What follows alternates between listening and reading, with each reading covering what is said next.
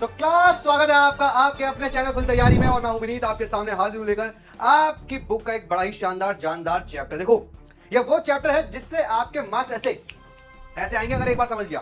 भाई इस one shot को देखोगे, सारी चीज समझोगे, क्वेश्चन करोगे और डैम, सब सब सब भाई साहब आपके बोर्ड का कोई ऐसा क्वेश्चन नहीं होगा, चाहे वो हो 1 मार्क, 2 मार्क, चाहे 5 मार्क। भाई अगर इस चैप्टर का क्वेश्चन आएगा ना, तुम ऐसे टे, टे, टे, टे, ऐसे करोगे, ऐसे। यकीन नहीं आ रहा तो भाई साहब इस चैप्टर को शुरू करते हैं और फिर देखेंगे ये नजारे। तो क्लास, आज जिस हम चैप्टर की बात करने वाले हैं वो है पावर शेयरिंग।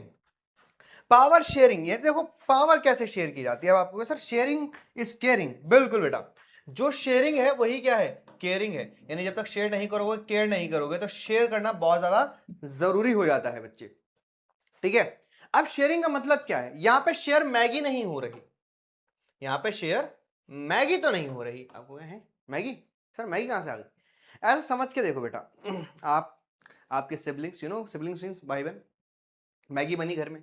अब जैसे ही मैगी बनती है और अब उसका बंटवारा होता है, तो बंटवारा होते के साथ ही लड़ाई हो जाती है। जैसे ही लड़ाई होती है, ठीक है, वो एक मैगी का टुकड़ा, भाई भाई को और भाई बहन को आपस में भिड़वा देता है और बहन बहन को आपस में भिड़वा देता है। वो एक मैगी का टुकड़ा है, समझ रहे हो जानी? तो बेटा, एक मैगी के टुकड़े से लड़ाई हो जाती है भाई बहनों में, तो समझ के देखो।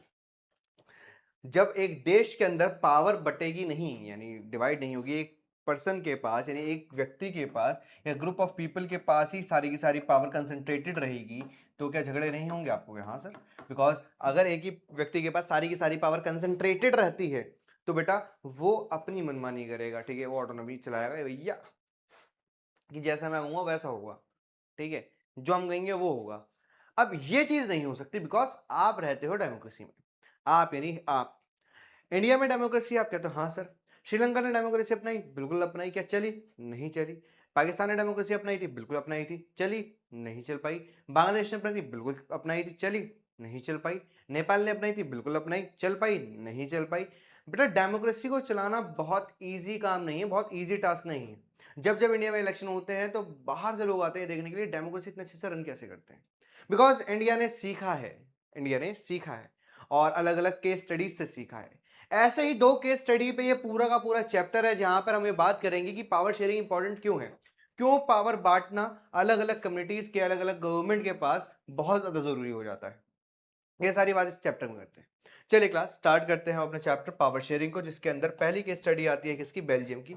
अब बेल्जियम से पहला क्वेश्चन क्या है और कैसे हम इसको समझेंगे? तो जो फर्स्ट पेज है आपकी बुक का, उसके अंदर लिखा हुआ है एथनिक कंपोजिशन ऑफ बेल्जियम, कि बेल्जियम की एथनिक कंपोजिशन को समझाएं। सिंपल सी बात है, एथनिक कंपोजिशन मतलब वहां पे जातीय बनावट कैसी है, मतलब किस किस कम्युनिटी के लोग रहते हैं।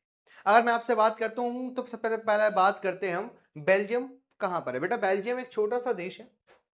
ठीक है, कहां पर? आपका यूरोप के अंदर। ठीक है, Belgium is a small country, Belgium is a small country. ठीक है, इन यूरोप इसके बॉर्डर किस किस से? अब देखो, इस बॉर्डर से एक एमसीक्यू आएगा, टू बी वेरी श्योर। ठीक है, हो सकता है, ठीक है, क्योंकि अगर उसने पेपर थोड़ा टफ बनाना हो तो वो ऐसी लाइंस को उठाता है। ठीक है, पेपर सेटर, कि इसके बॉर्डर किससे अटैच होते हैं या किससे नहीं होते। अटैच किससे होते हैं? France, Netherland, Germany and Luxembourg, 4 देश हैं। ठीक है, अगर इसके अलावा ऐसे भी वो पूछ सकता है किससे नहीं होते, वो इस तरीके से पूछ सकता है। There is no difference, clear? चलिए, यहां तक तो बात हो गई।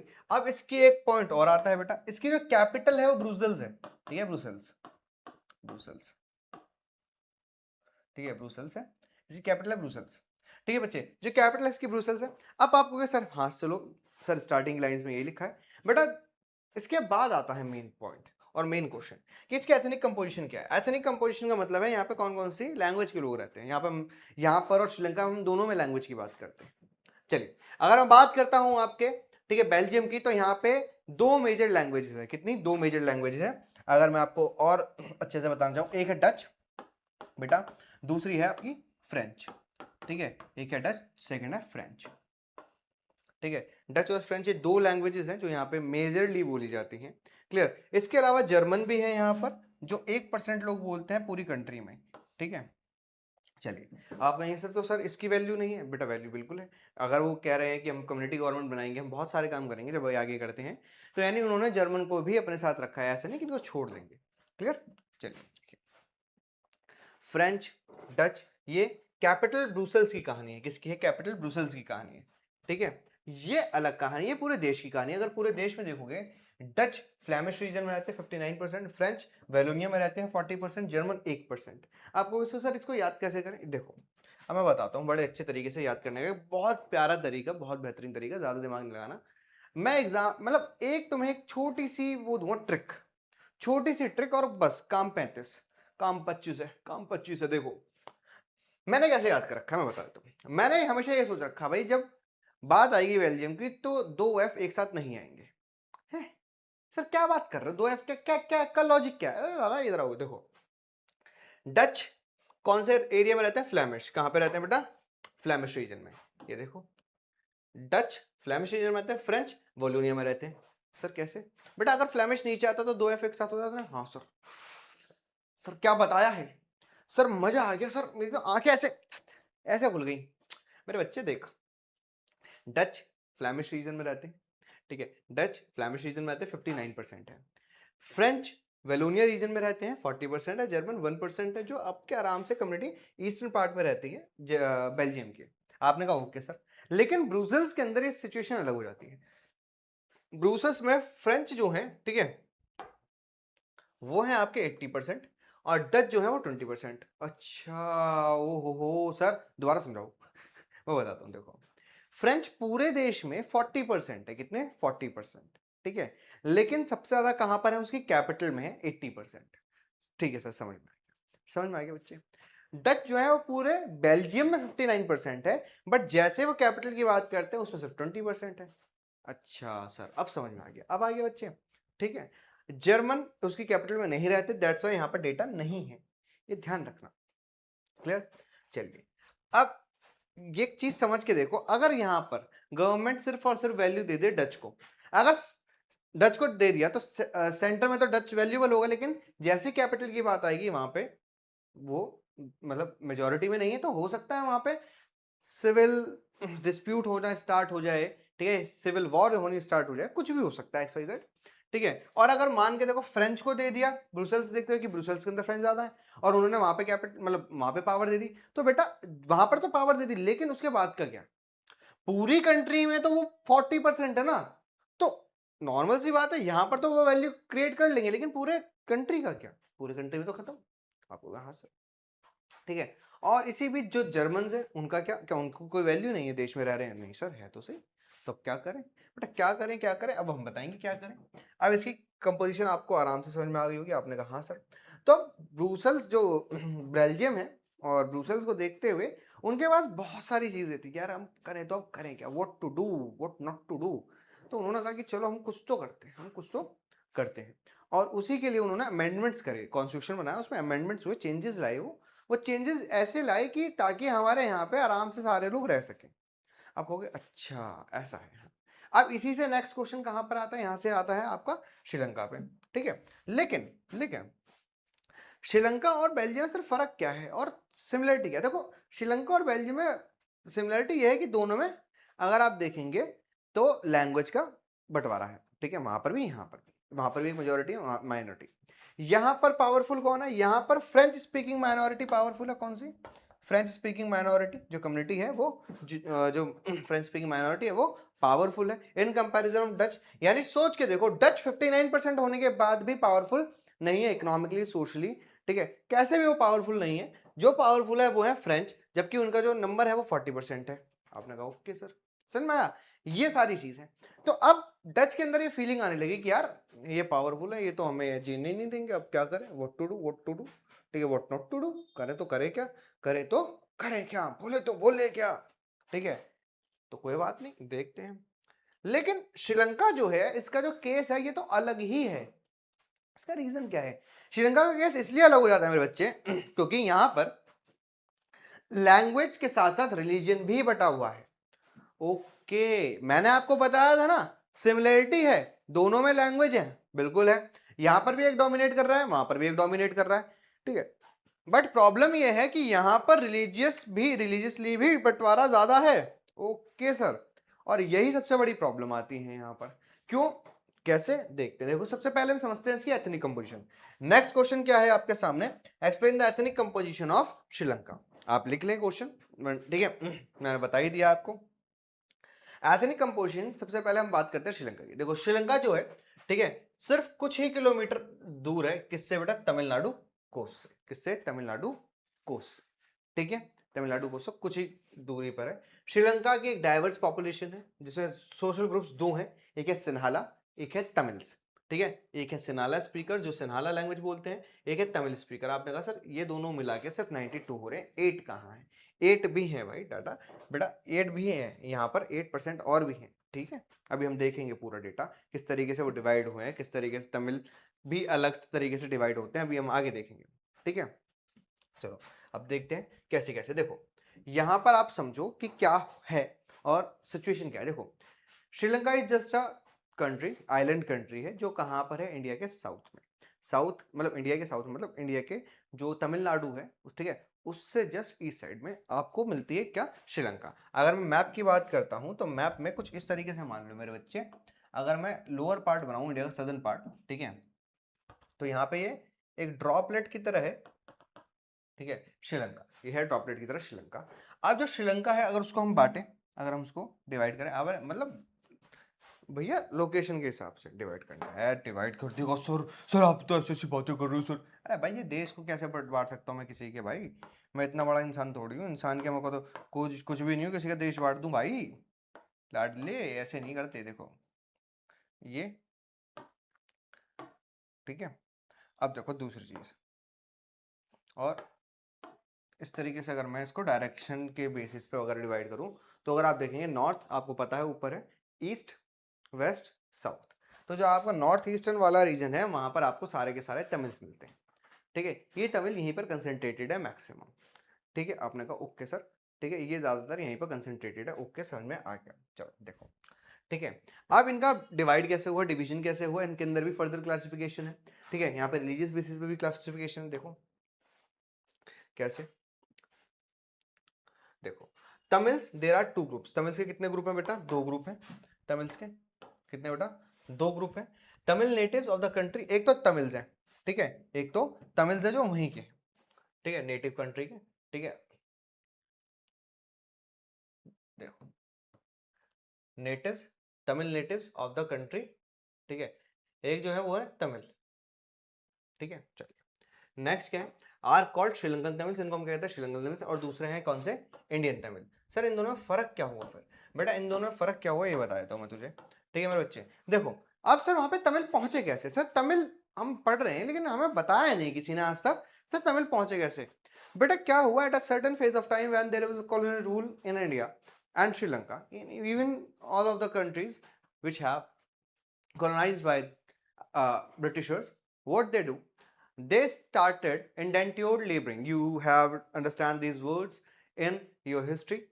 I hope so. If you didn't, then go and check out all the videos you will find.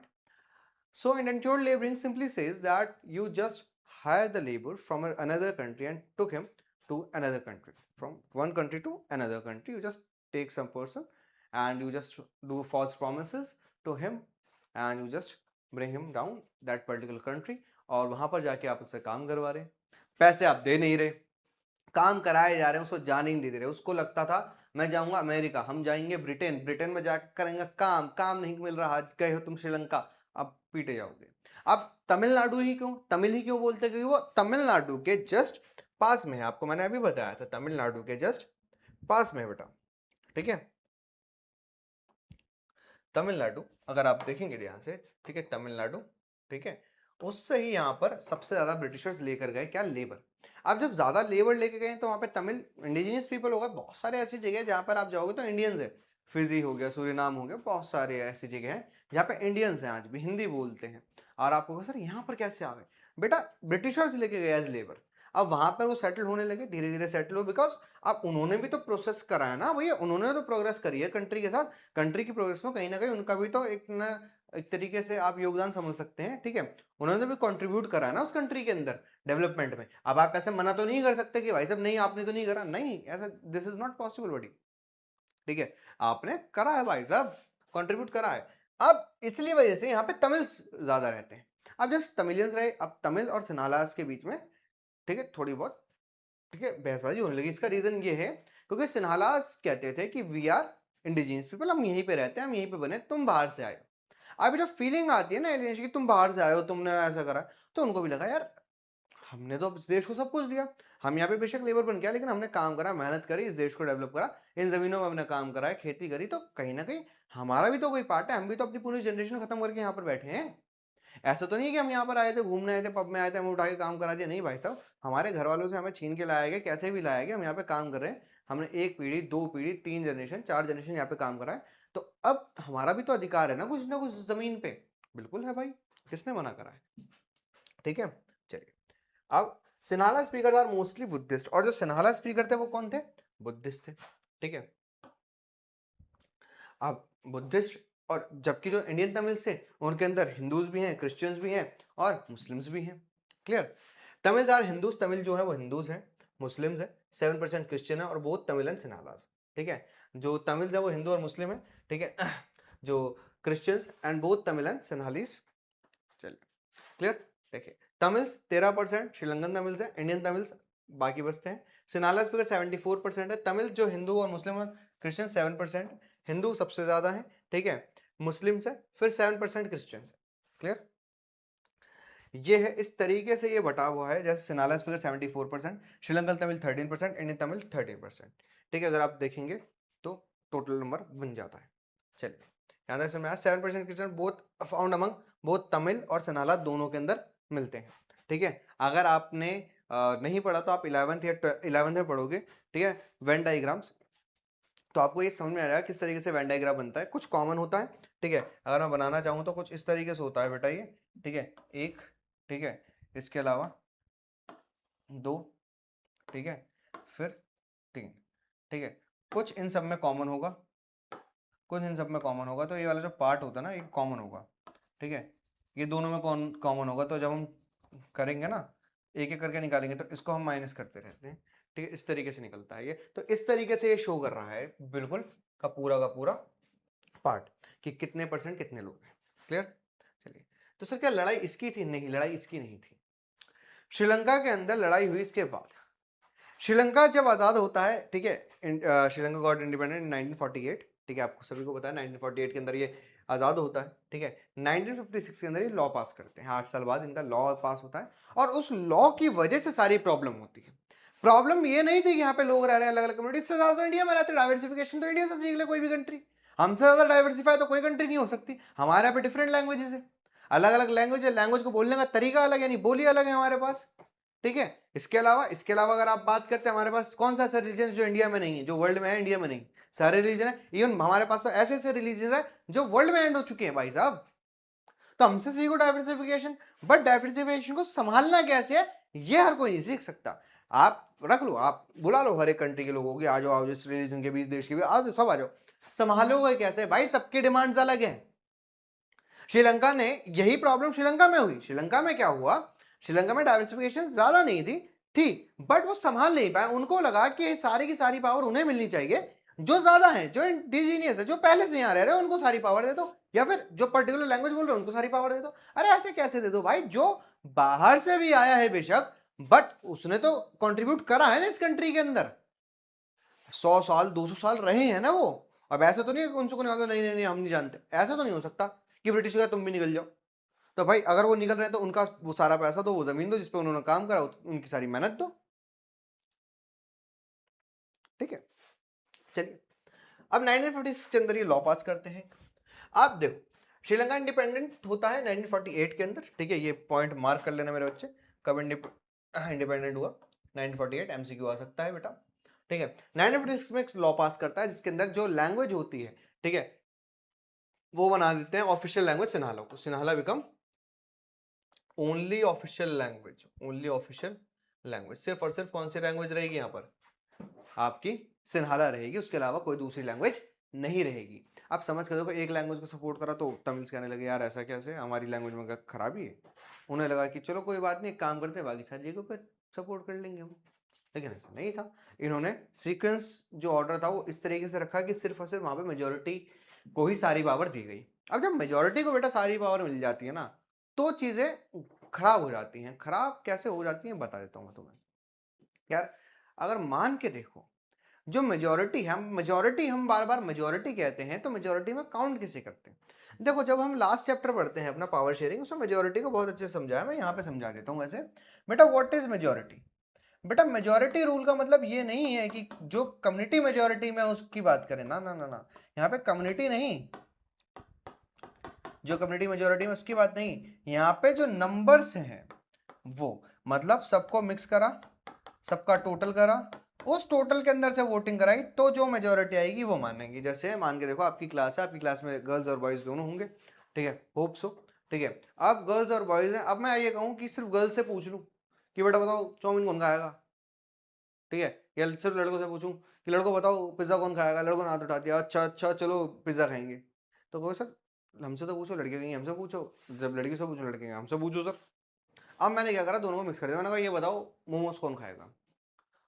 अब सबने हाथ खड़े करे, क्लास में 40 स्टूडेंट थे, पता चला 30 ने हाथ खड़े कर दिए, तो मैं कहूँ चलो जी मोमोज आएंगे, क्योंकि 30 ने हाथ खड़ा करा है। मेजोरिटी ऑफ द पर्सन 40 में से मेजोरिटी 50+1 की होती है, हम सब जानते हैं, ठीक है। तो यहाँ पर तो 30 का रेशो आ गया, समझ रहे हो, समझ रहे हो, यानी 21 होना था मेजोरिटी मार्क, उससे भी 9 ज्यादा, यानी भैया अब तो आएंगे मोमोज, मोमोज आएंगे कुरकुरे, साथ में आएगी लाल चटनी और हरी चटनी, और ऐसे तोड़ के ऐसे डिप करके, ओ भाई साहब मजा आएगा, समझ रहे हो, समझ रहे हो, हाँ समझ में आया। सिन्हाला ऑफिशियल लैंग्वेज बन गई इनकी। अब इसके अलावा और क्या करा इन्होंने, गवर्नमेंट ने प्रेफरेंशियल पॉलिसी दी जो सिर्फ सिन्हाला पॉलिटिशियन, ठीक है, सिन्हाला एप्लीकेंट्स, ठीक है, सिन्हाला एप्लीकेंट्स के लिए थी, कि भैया उन्हीं को यूनिवर्सिटीज गवर्नमेंट जॉब्स के अंदर उनको प्रायोरिटी दी जाएगी और वही आएंगे। अब तमिल को अलग अलग है, कह रहे हैं ये तो गलत हो रहा है, ये तो बहुत गलत हो रहा है हमारे साथ। फिर एक नया कॉन्स्टिट्यूशन स्टिपुलेट किया था, state shall protect and foster Buddhism, यानी सिर्फ और सिर्फ हम बुद्धिज्म की बात करेंगे, किसी और रिलीजन की बात नहीं करेंगे। जबकि अभी हम पढ़ के आए हैं कि श्रीलंका के अंदर आपका क्रिश्चियनिटी भी है, हिंदूज भी हैं, मुस्लिम्स भी हैं, तो सिर्फ आप बुद्धिज्म को कैसे फॉलो करोगे?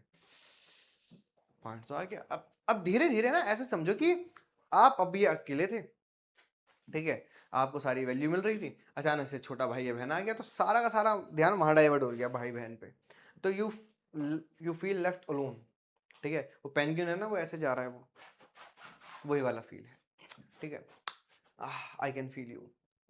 चलो आगे देखो, next point, only Sinhala leaders had right to contest election, सिर्फ सिन्हाला लीडर के पास ये राइट था कि भैया वो इलेक्शन कंटेस्ट करेंगे, उसके अलावा कोई नहीं करेगा।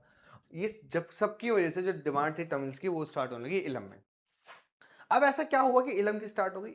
अब इन्होंने पहले ना आराम से प्रोटेस्ट स्टार्ट करा, ठीक है, पीसफुल प्रोटेस्ट, यहाँ से स्टार्ट होता है पीसफुल प्रोटेस्ट, यहाँ से स्टार्ट हुआ पीसफुल प्रोटेस्ट, कि भैया पीसफुल है कि हम कुछ नहीं कह रहे, हमें हमारे राइट्स दे दो, हम वी आर फीलिंग एलिनेटेड, हमें ऐसा लग रहा है कि हम बाहर से आए हैं, ठीक है, और हमें लग रहा है कि अलग आपकी बात में ना कि हम इस देश के नहीं, तो हमें अलग से स्टेट दो, अगर तुम्हें अलग ही करना है। इन्होंने ऐसे कैसे दे दें, दे दो, ऐसे कैसे दे दें। तब ये बनाते हैं क्या, तब वहां के जो तमिल्स होते हैं वो एक ग्रुप बनाते हैं, ठीक है, सारे नहीं, कुछ तमिल्स होते हैं वो जो मेजरली ग्रुप बनाते हैं, बाकी सारे कुछ, ठीक है, काम कर रहे हैं जमीनी स्तर पे, कुछ नेताओं से बात करते हैं, लेकिन कुछ वो बनाते हैं LTTE, liberation of tiger Tamil इलम, ठीक है, यानी तमिल इलम, इलम मतलब स्टेट, एक अलग state, Tamil state. Liberation of tiger Tamil इलम का head was V Prabhakaran. He was most famous for the assassination of our prime minister, ex-prime minister at that time, that was Sri Rajiv Gandhi ji. His secretary, the secretary of V Prabhakaran, just put a garland on, in the neck of Sri Rajiv Gandhi, and she just boom, and that blast was a decisive blast. It took almost nearly around some tens of people's dead, and many of them were brutally injured. But after that, there are the scenarios of relation between Sri Lanka and India, and it was like, looks like that it will take a sharp U-turn, and the scenarios will be changed, because Sri Lanka is not just great country or a big country which can be, give a threat to us, but Sri Lanka has a fear that it will literally spoil our relations. और इसका reason भी क्या था, 1989 के around हमने peace keeping force भेजी थी, ठीक है, 87 89 कह रहा हूँ, ठीक है, श्रीलंका में। और उन्होंने गाल ने कि भाई इंडियंस को ही भेजा गया तमिल्स को मारने, क्यों उनके मन में फीलिंग आई कि हमें ही भेजा गया है, बताओ हमारी दोस्तों पे ये उठाए जाएंगे हथियार ये सब। तो इन्होंने वापस बुला ली थी अपनी आर्मी, ठीक है, बट उससे बदला लेने के लिए सब कुछ करा वी प्रभाकर ने एट द एंड, ठीक है, चीजें सेटल होती हैं और सिविल वॉर स्टार्ट हो जाती है वहां पर। उस सिविल वॉर का असर इकोनॉमी पर बहुत बुरा पड़ा।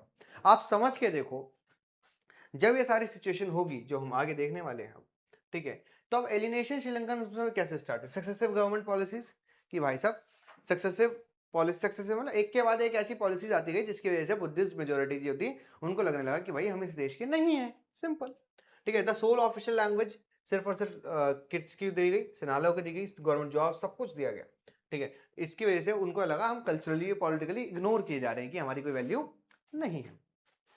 Initial peaceful demands, Tamil leaders first push for, सबसे पहले पीसफुल डिमांड क्या थी? Official status for the Tamil language के, ऑफिशियल स्टेटस तमिल लैंग्वेज का, रीजनल ऑटोनॉमी हो हमारी, ठीक है, यानी क्षेत्रीय क्षेत्र के अंदर हमारी वैल्यू, इक्वल एक्सेस हो एजुकेशन एम्प्लॉयमेंट के लिए, ये उन्होंने डिमांड रखी।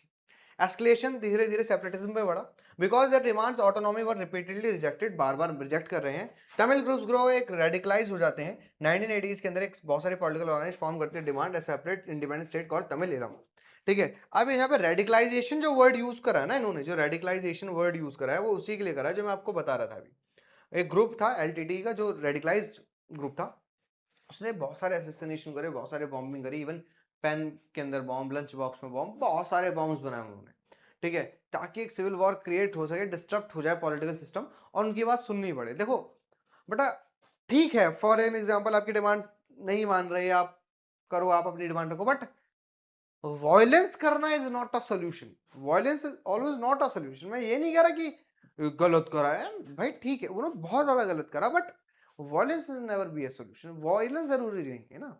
जैसे अब अगर आप बात करोगे, ठीक है, भगत सिंह, सुखदेव, राजगुरु, ठीक है, भगत सिंह जी की बहुत फेमस पेंटिंग्स है, लेकिन दो ही दो फेमस पेंटिंग जिसमें वो बंदूक लेकर है। लेकिन अगर भगत सिंह जी की पूरी लाइफ स्टोरी देखोगे तो आप देखोगे उन्होंने बंदूक उठाई 2 बार है जीवन में, 2 से 3 बारी तो बंदूक उठाते हुए देखा गया है आपको। सॉन्डर्स, ठीक है, सॉन्डर्स के अंदर जब सॉन्डर्स को मारा था, फिर बॉम्बिंग करी थी, ठीक है। उसके अलावा अगर आप देखोगे वो बुक्स पढ़ रहे हैं, जब उनका लास्ट टाइम था, लास्ट फेज था, तब भी वो बुक पढ़ रहे थे। वो समझ रहे थे कि हाँ भाई, उनके भाषण, उनके एसेज, उनके लेटर्स, ठीक है, उनके आर्टिकल्स, ठीक है, वो क्रांति पैदा करना चाहते थे लोगों के मन के अंदर, ठीक है। बंदूक का सहारा तब लेना पड़ा जब उनको लगा कि यार अब अति हो गई है, जब लाला लाजपत राय जी की डेथ होती है तब जाके वो बंदूक उठाते कि नहीं, ठीक है। अब तो उसका बदला लेना पड़ेगा, क्योंकि लाला लाजपत राय जी आराम से शांतिपूर्ण प्रदर्शन कर रहे थे साइमन कमीशन के अगेंस्ट, समझ रहे हो? तो हमेशा वायलेंस नहीं चाहिए, बट रेडिकलाइज ग्रुप ने करा और इसका खामियाजा इंडिया ने भी भुगता था, ठीक है। और आपको बताया मैंने कि कैसे आपके एक्स उस वक्त जो आपके प्राइम मिनिस्टर थे, ठीक है, उनकी डेथ हो गई थी, ठीक है, असेसिनेट किया गया था उन्हें बेसिकली, ठीक है, यही चीज। अब तमिल इलम की डिमांड होती है, सिविल वॉर स्टार्ट होता है, डिस्टर्ब होता है, इकोनॉमिक कोलैप्स हो जाती है। अब सोच के देखो, एक जगह पर जहां पर डेली बम फूट रहे हैं, कभी भी किसी की हत्या हो जाती है, कभी कुछ, जिसकी इकोनॉमी पूरी की पूरी, ठीक है, टूरिज्म पे डिपेंड है, श्रीलंका की मैक्सिमम इकोनॉमी टूरिज्म पे डिपेंड है भाई साहब। कोविड के बाद कोलैप्सेशन का सबसे बड़ा रीजन ये था क्योंकि श्रीलंका की पूरी जो इकोनॉमी थी, जिस बेस पे बनी हुई थी, वो बेस क्या था? टूरिज्म। टूरिज्म सेक्टर ही डूब गया तो क्या करेंगे वो?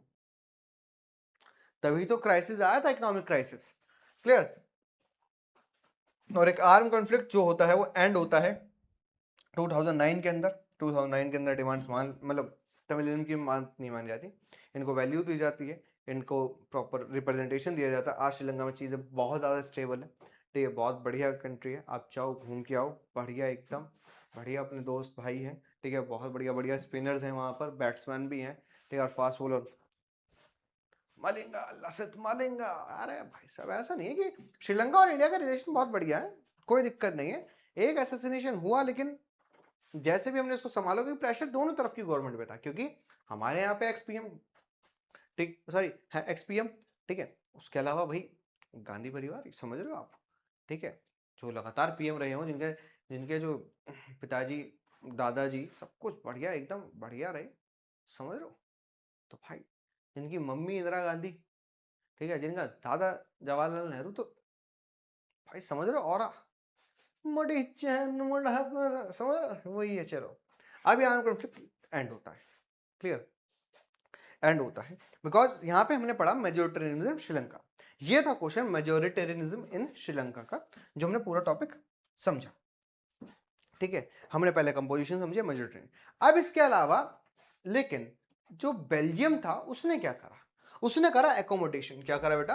एकोमोडेशन। एकोमोडेशन मतलब मिलाया, एकोमोडेट करा कि भाई एक साथ मिलकर चलेंगे, कोई भी ऐसा कलेश वलेशबाजी नहीं चाहिए अपने को। कैसे? वो देखते हैं। देखो एकोमोडेशन कैसा हुआ, उनको पता था कि हमारी सिचुएशन बहुत ज्यादा क्रिटिकल है, हमारी सिचुएशन बहुत ज्यादा क्रिटिकल है, तो बेल्जियम को पता था कि उनकी कंडीशन कैसी है। अब उन्होंने क्या करा, उन्होंने कहा कि भाई अगर इस सिचुएशन से बचना है तो हमें कुछ ना कुछ ऐसा करना पड़ेगा कि हमारे हाल बहुत बुरे ना हो। क्योंकि देखो अगर मैंने सेंटर में पावर दे दी तो स्टेट जलेगा, स्टेट में पावर दे दी तो सेंटर जलेगा।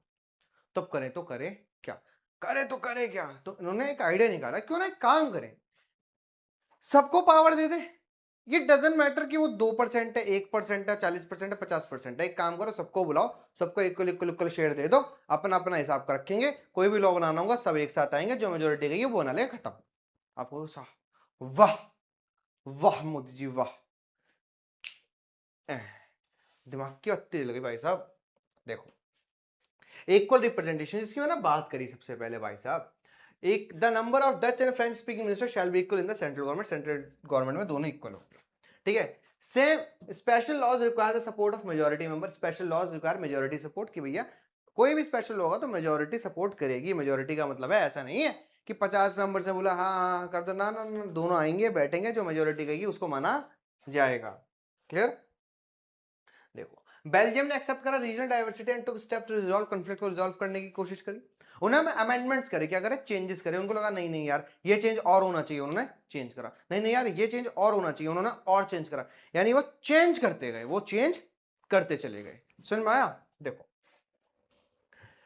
फ्रॉम 1970 टू 1993 23 साल लगे उन्हें, अमेंड करा कॉन्स्टिट्यूशन 4 बार। ठीक है, the amendments are as follows. क्या क्या थे? The number of Dutch and French speaking minister shall be equal. Dutch and French speaking जो मिनिस्टर्स होंगे वो कैसे होंगे बेटा? इक्वल होंगे इन द सेंट्रल गवर्नमेंट। कैसी? सेंट्रल। आपको पता है फेडरलिज्म स्ट्रक्चर के अंदर पढ़ा है, नहीं पढ़ा तो दोबारा पढ़ा है। तो बेटा फेडरल स्ट्रक्चर क्या आता है? टू और मोर, टू और मोर, टू और मोर। पहला होता है सेंट्रल स्टेट, इंडिया में लोकल भी है। ठीक है, और लोकल के हमारे दो पार्ट होते हैं, अर्बन एंड रूरल। अर्बन के अंदर होता है आपके पास म्युनिसिपल कॉर्पोरेशन, ठीक है, ये म्युनिसिपैलिटी। ठीक है, रूरल में होता है आपके पास पंचायती राज सिस्टम। वो हम फेडरलिज्म में पढ़ेंगे, उससे पहले यहाँ पे आओ। सेम स्पेशल लॉज, ठीक है, सेम नहीं, सेम सम स्पेशल लॉज, ठीक है, require the support of majority members. ये जो सेम जो मेजोरिटी मेंबर्स हैं उनका सपोर्ट चाहिए। Many powers of central government have been given to state government. बहुत सारी जो पावर थी किसकी? सेंट्रल गवर्नमेंट की। क्या थी? पावर। ठीक है, वो किसको दे दी गई बेटा? To the state government. State government को दे दी गई ऑफ द टू रीजन, दोनों रीजन की कंट्रीज को।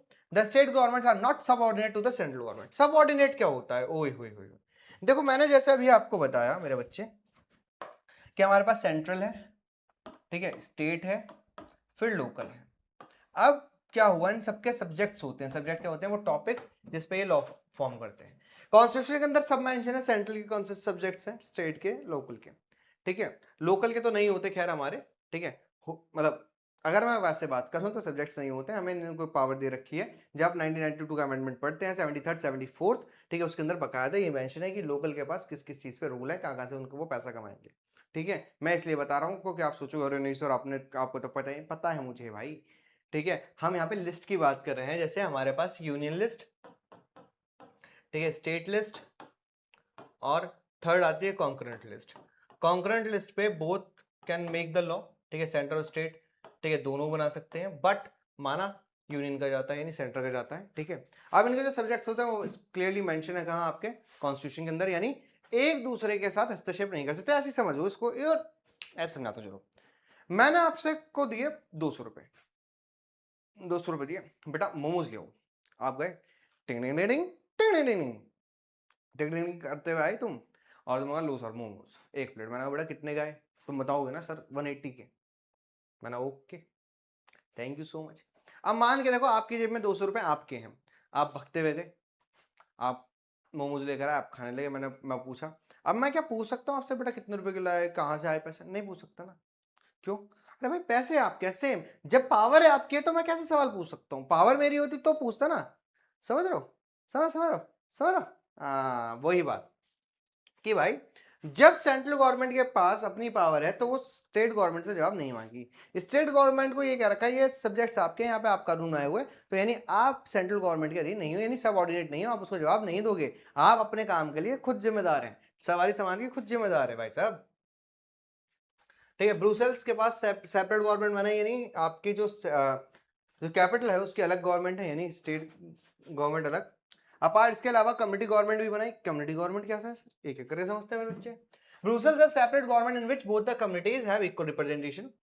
ब्रुसेल्स की एक अलग गवर्नमेंट बनती है जिसके अंदर दोनों कम्युनिटीज का इक्वल रिप्रेजेंटेशन होता है, पहला पार्ट। दूसरा, इसके अलावा कम्युनिटी जो गवर्नमेंट है वो भी बनाई जाती है। कम्युनिटी गवर्नमेंट क्या है? जैसे हमारे पास डच है, फ्रेंच है, ठीक है, और जर्मन है। अब जर्मन बेशक 1% है लेकिन है ना। हमने कहा कि इनकी लैंग्वेज के मिनिस्टर्स की एक कम्युनिटी गवर्नमेंट होगी जो इनके लैंग्वेज, ठीक है, लैंग्वेज हो गई, एजुकेशन हो गया, कल्चर हो गया, इससे रिलेटेड लॉज बनाएगी और वही काम उसमें करेगी। उसके अलावा कोई उसके अंदर इंटरफेयर नहीं कर सकता। No one can interfere in it. कोई नहीं कर सकता भाई साहब। क्यों करेगा इंटरफेयर? हम कह रहे नहीं करेगा। नहीं करेगा तो नहीं करेगा भाई साहब। जर्मन अपना देखेंगे, फ्रेंच अपना देखेंगे, डच अपना देखेंगे। मैंने कह दी तुम मोमोज लाओ तो मोमोज देखो ना कहां से लाने, क्यों टेंशन ले रहे हो कि बर्गर कहां से आएगा? अपना देखो। और इस वजह से बेल्जियम के अंदर सिविल वॉर नहीं हुई मेरे लाल। ओ ऐसा है क्या? हाँ ऐसा है। चलो आगे। अब इसके रीजंस क्या हैं? दो प्रिंसिपल्स हैं, ठीक है, पावर शेयरिंग के, ठीक है, ये पावर शेयरिंग के दो रीजंस मान लो तो, ठीक है। एक है पोटेंशियल, एक है मोरल रीजन। पोटेंशियल ये जो प्रैक्टिकल है, मोरल जो मोरालिटी की बात करता है, यानी मोरल्स हैं, ठीक है। मोरल ग्राउंड पे कहता है ना, मोरल ग्राउंड पे कि यार नैतिकता के आधार पे कि ठीक है यार ये सही होना चाहिए, ऐसा होना चाहिए, बेशक सामने गलत है लेकिन होना ऐसा चाहिए। That's called morality, that's called morality. अब पोटेंशियल और मोरालिटी क्या कहती है? देखो, पोटेंशियल रीजन है it has to reduce possible of conflicts. Conflicts को कम करना, देखो कम करना है।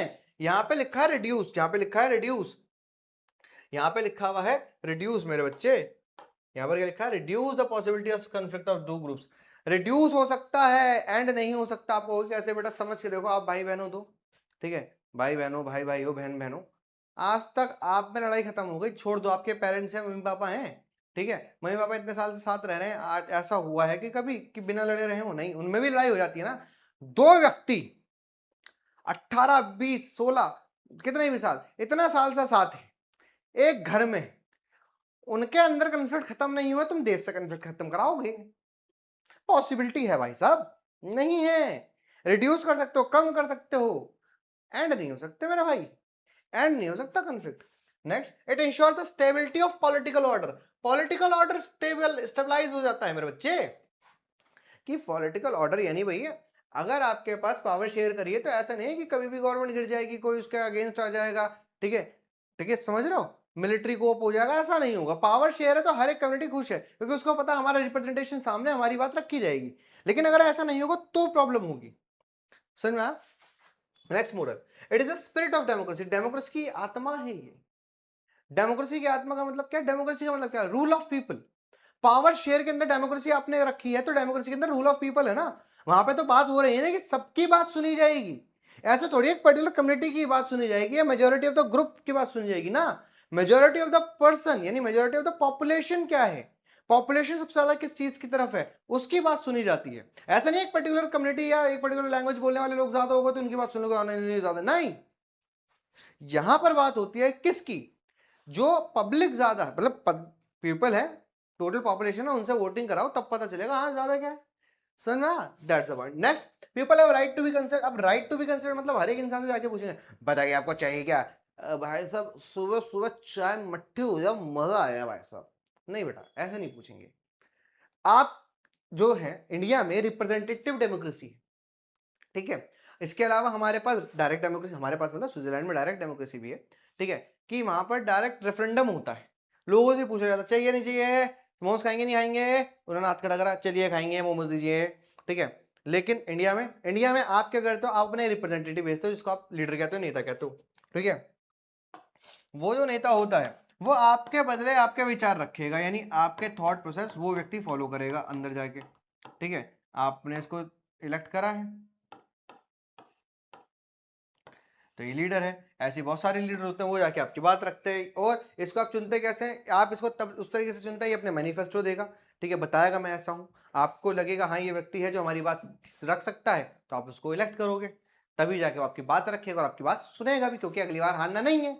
अगर मुझे हारना होगा तो मैं आपकी बात नहीं सुनूंगा, अगर मुझे जीतना है तो आपकी बात सुनूंगा, और अगर मैंने बात सुन ली तो आपको अच्छा लगेगा। चलो आगे, अब आते हैं फॉर्म्स पे।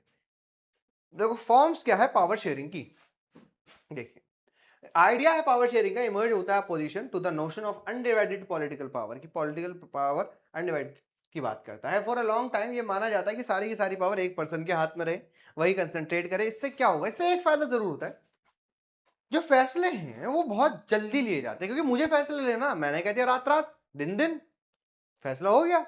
लेकिन अगर मैंने को कंसल्ट करना होगा लोगों से, कंसल्ट का मतलब क्या, 10 लोगों से बात करनी होगी, आपसे भी आपसे भी आपसे भी आपसे भी, टाइम लगेगा, ठीक है। टाइम टेकिंग प्रोसेस है, क्या है बेटा, टाइम टेकिंग प्रोसेस है ये, समझो, ठीक है। यानी डेमोक्रेसी जो है वो टाइम टेकिंग प्रोसेस है, वहां पर टाइम लगता है, यहां पर फैसले जल्दी लिए जाते हैं। बट डेमोक्रेसी के अंदर फैसले की क्वालिटी अच्छी होती है, क्योंकि डिबेट हुई है, डिस्कशन हुआ है, टाइम लगा है उसमें, ठीक है, हंड्रेड्स ऑफ व्यूज है उसके ऊपर, किसी ने कुछ अलग अलग जगह रखा है।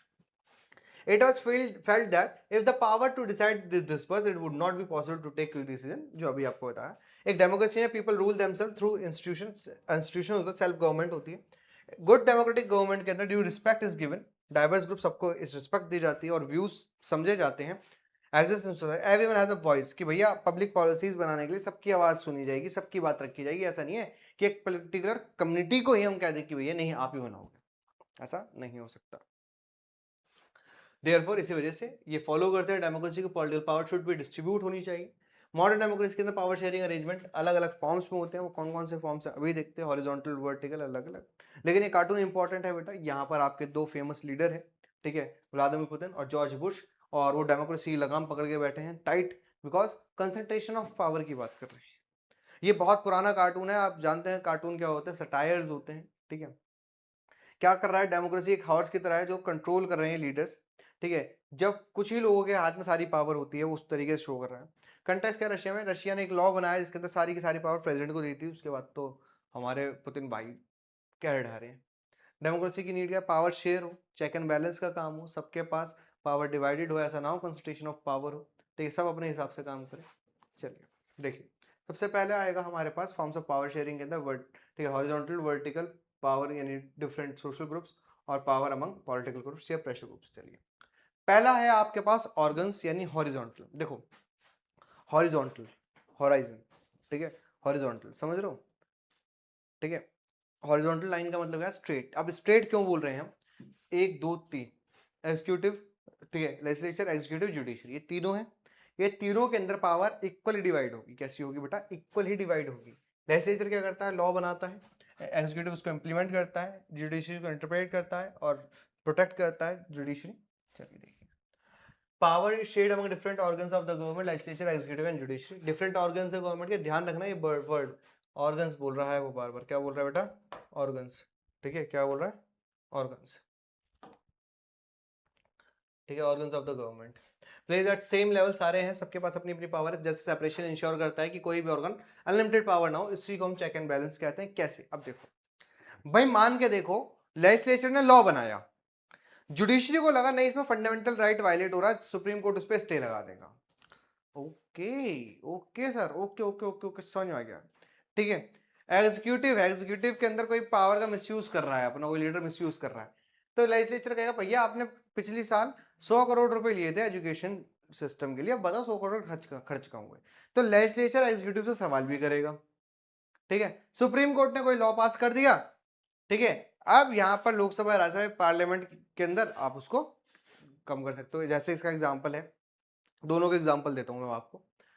क्या हुआ, 1980s की ही बात है, ठीक है। सेंटर के अंदर आपके पास, ठीक है, राजीव गांधी जी की सरकार थी, ठीक है, और एक शाबानो केस था, उसके अंदर शाहबानों को सुप्रीम कोर्ट रूलिंग देता है कि इनको, ठीक है, एलिमनी मिलनी चाहिए और इनको पैसा मिलना चाहिए बिकॉज इनकी एज ज़्यादा है और सारी चीज़। लेकिन कुछ पर्टिकुलर कम्युनिटी को ये पसंद नहीं आया।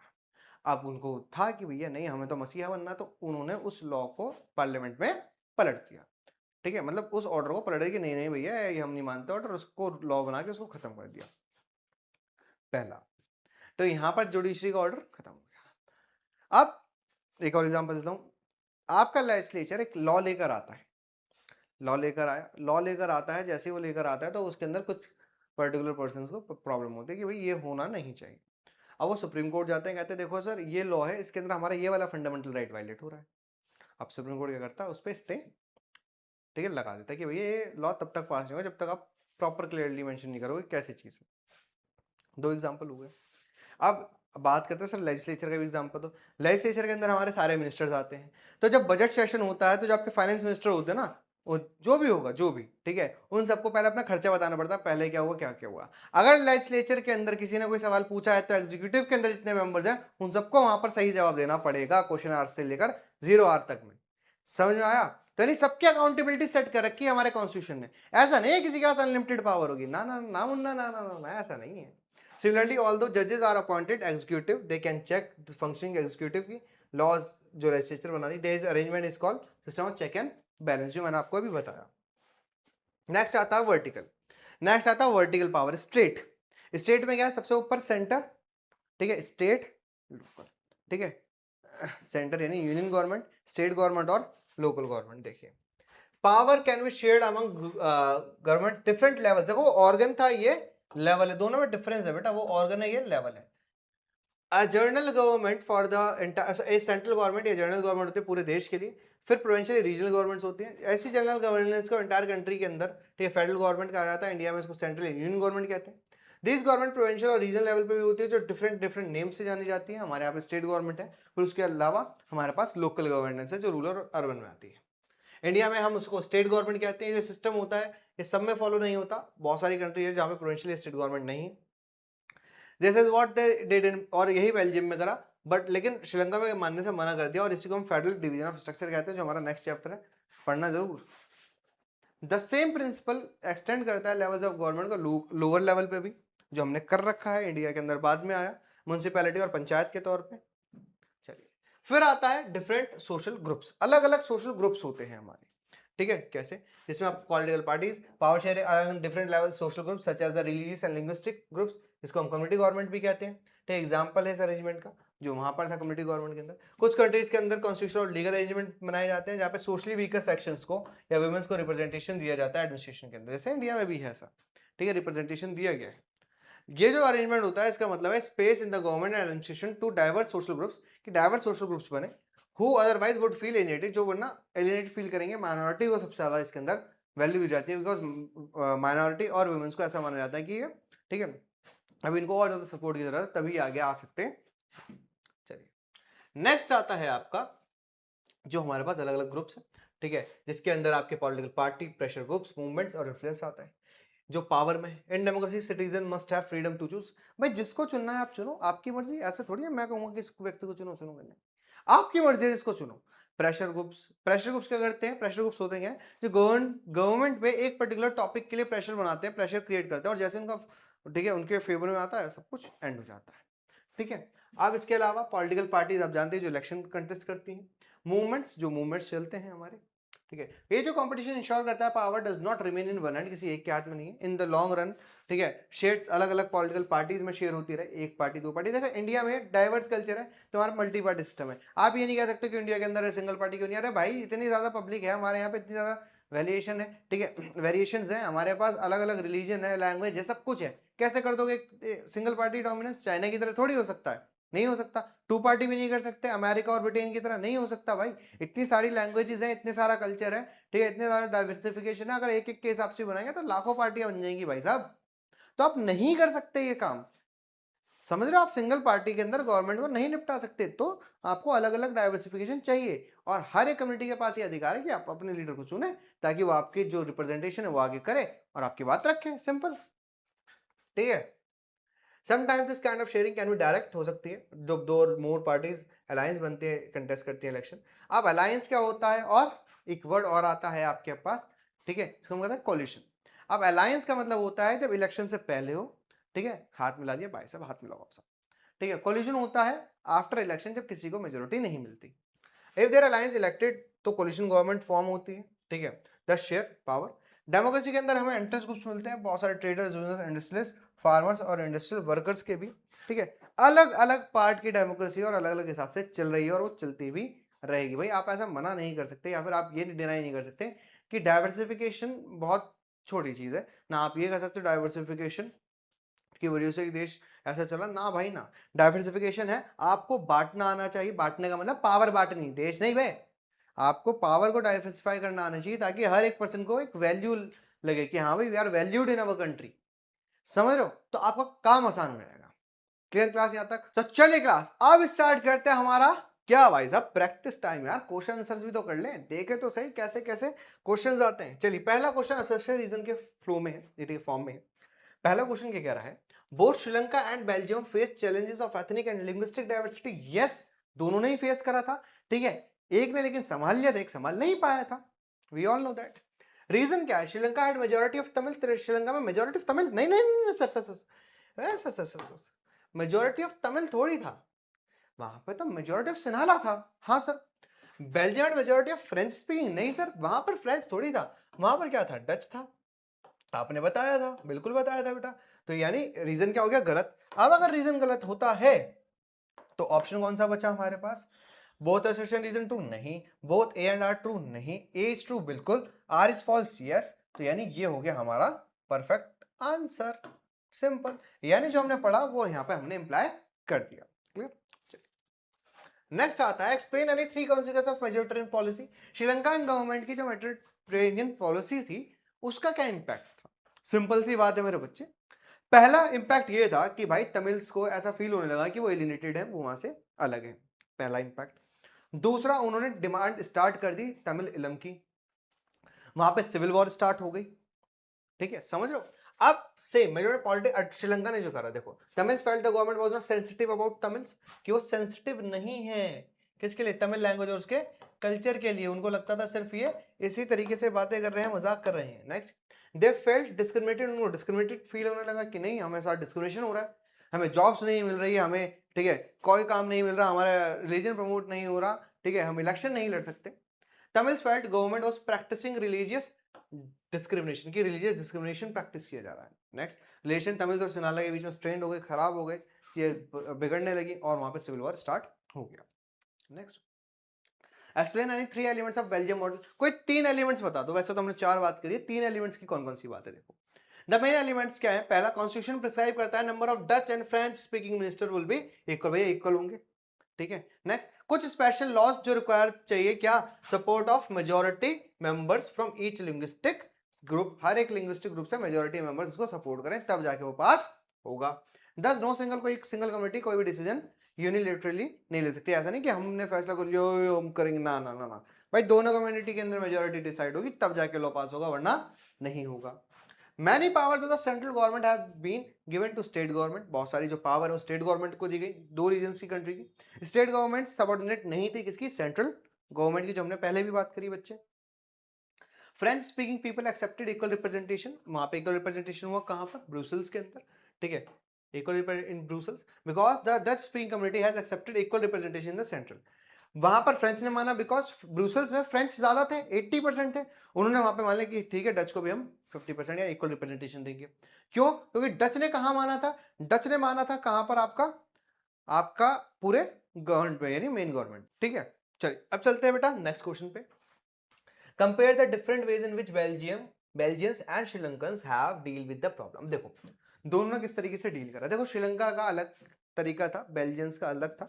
अब प्रॉब्लम क्या थी, श्रीलंका ने क्या अपनाया, मेजोरिटेरिज्म, और अगर आप बात करते हैं किसकी, बेल्जियम की, उसने एकोमोडेशन, ठीक है। The Belgian leaders recognise the existence of regional and cultural diversities. Clear, उन्होंने अमेंड करा कॉन्स्टिट्यूशन को 4 बार, ठीक है, ताकि सब लोग इक्वली रह सकें, इक्वली इनेबल कर सके सारे राइट्स को, हार्मनी में रहे। There was sharing of power, Dutch और फ्रांस के बीच में पावर शेयर हुई, सेंट्रल गवर्नमेंट स्टेट और कम्युनिटी गवर्नमेंट के बीच में। आपको पता है सेंटर अलग है, स्टेट सबऑर्डिनेट नहीं है सेंटर की। दे फॉलोड एक पॉलिसी थी एकोमोडेशन की जिसने हेल्प करा कि अवॉइड करे सिविक स्ट्राइफ की, भैया ऐसा ना हो कि वहां पे ठीक है दंगे हो जाएं आपस में, मतलब एक तरीके से चीजें बगड़ने लगे उनके लिए। लेकिन अगर दूसरी तरफ देखूं तो सिन्हालाज थे जो मेजोरिटी थी श्रीलंका में, वो तमिल्स को ये मानने लगे कि भैया हमारे साथ के नहीं, इनको हटाओ यहाँ से। उन्होंने सारे के सारे लोग अपने हिसाब से बना लिए, ठीक है। सीरीज ऑफ मेजर स्टैब्लिश करा सिन्हाला सुप्रीमेसी को, जो एक्ट पास करा था कब, उन्होंने 1956 में। क्लियर। दीज मेजर ने इस मेजर से एलिनेट कर दिया तमिल्स को, leading to civic strife between the two communities, और उन दोनों कम्युनिटीज के बीच में क्लैश हुआ और वो दोनों हट गए। बेल्जियन ने दोनों कम्युनिटीज को साथ मिलाया, श्रीलंकन उनको हटा दिया, ना चाहते हुए भी उनको अलग होना पड़ा, और जिसकी वजह से बहुत ज्यादा प्रॉब्लम क्रिएट हुई। Clear. Voice power sharing desirable, power sharing desirable क्यों है, 3 फॉर्म्स क्या है पावर शेयरिंग, देखो। अब पावर शेयरिंग डिजायरेबल क्यों है, मोरल रीजन, प्रूडेंशियल रीजन, कुछ भी। The reduce possibility of conflicts, हमारे आपके आते हैं कौन से, आपको पता है प्रूडेंशियल रीजन, ठीक है। कॉन्फ्लिक्ट्स को कम करता है सोशल ग्रुप्स, और इंश्योर करता है पॉलिटिकल स्टेबिलिटी। ये पूरा का पूरा आपका एक पॉइंट है किसका, पूरा जो आप पॉइंट 2 पॉइंट में हम डिवाइड करते हैं, इसको एक पॉइंट बना के हमने लिखा है यहाँ पर, ठीक है, प्रूडेंशियल रीजन का। अब डिफरेंस फॉर्म कौन कौन सी है आपको पता है, पहला आता है हॉरिजॉन्टल, जिसमें पावर इक्वली डिवाइड होती है सबके बीच, ठीक है। लेजिस्लेचर, एग्जीक्यूटिव एंड जुडिशरी, ठीक है, चेक एंड बैलेंस का काम करते हैं, सबकी पावर अपनी डिफाइन है, ठीक है। Executive, legislature, judiciary. वर्टिकल, जिसके अंदर लेवल कम होते रहते हैं, पावर कम होती रहती है, सबसे पहले यूनियन गवर्नमेंट, फिर स्टेट, फिर local government. Vertical distribution, power can be shared among the different levels of the government such as central, state and local. Power share की जाती है डिफरेंट सोशल ग्रुप्स, रिलीजियस और लिंग्विस्टिक ग्रुप्स के बीच में भी, कम्युनिटी गवर्नमेंट जैसे आपका बेल्जियम में देखने को मिला। नेक्स्ट आता पावर शेयरिंग अरेंजमेंट होता है किसके बीच में, political party, social groups, pressure groups, ठीक है। Political party, pressure groups, movements control influence करते हैं जो पावर को, ताकि उनकी बात मानी जाए। प्रेशर ग्रुप्स मैंने पहले भी बताया है, अपना एक फायदा लेकर आएंगे या अपना एक मोटिव लेकर आएंगे, प्रेशर बनाएंगे, जैसे मोटिव पूरा हुआ गायब। ये है इसका पॉइंट, समझ में आया, होप सो समझ में आ गया होगा। चलिए नेक्स्ट है, what do you mean by system of check and balance, जो हम अभी बात कर रहे हैं। चेक एंड बैलेंस मतलब किसी के भी पास पूरी अल्टीमेट पावर नहीं, सब अपनी पावर चेक करते कि ऐसा तो नहीं क्योंकि अपनी पावर का गलत इस्तेमाल कर रहा है, चाहे लेजिस्लेचर, एग्जीक्यूटिव, जुडिशरी हो। कैसे देखो, democratic country power among different organs में होता है, लेजिस्लेचर, एग्जीक्यूटिव, जुडिशरी। ये जो ऑर्गन्स होते हैं सेम लेवल पे हैं, सबके पास अपनी अपनी पावर है, अलग अलग पावर है। None of the organs can exercise unlimited power, नहीं है, ठीक है। ऑर्गन चेक करता है एक दूसरे को, बैलेंस होता है पावर का अलग अलग इंस्टीट्यूशन में, ठीक है। फॉर एग्जांपल इवन दो मिनिस्टर्स के पास एक्सरसाइज करते हैं पावर, ठीक है, उनके पास पावर है, but still they are answerable, they are accountable to the parliament. Parliament में सवाल पूछा जाएगा, उन्हें जवाब देना पड़ेगा, ये उनकी मजबूरी है। क्लियर। जजेस आर अपॉइंटेड बाय एग्जीक्यूटिव, जजेस अपॉइंट करे जाते हैं एग्जीक्यूटिव के बाद, दे कैन चेक कि भाई फंक्शनिंग सही चल रही है, कोई ऐसा लॉ तो नहीं बना दिया जो हमें ज्यादा प्रॉब्लमेटिक सिचुएशन में ला रहा है, या फिर हमारे लोगों को फंडामेंटल राइट ब्रीच कर रहा है। अगर ऐसा है तो उस पर स्टे लगा देते। क्लियर। और इसी अरेंजमेंट को हम कहते हैं चेक एंड बैलेंस। समझ में आया चेक एंड बैलेंस क्या होता है, बहुत बढ़िया क्लास। चलिए next, write down the basic principles of power sharing. Basic principles क्या है पावर शेयरिंग के, पहला government of different political party, जैसे कोलिशन गवर्नमेंट, ठीक है।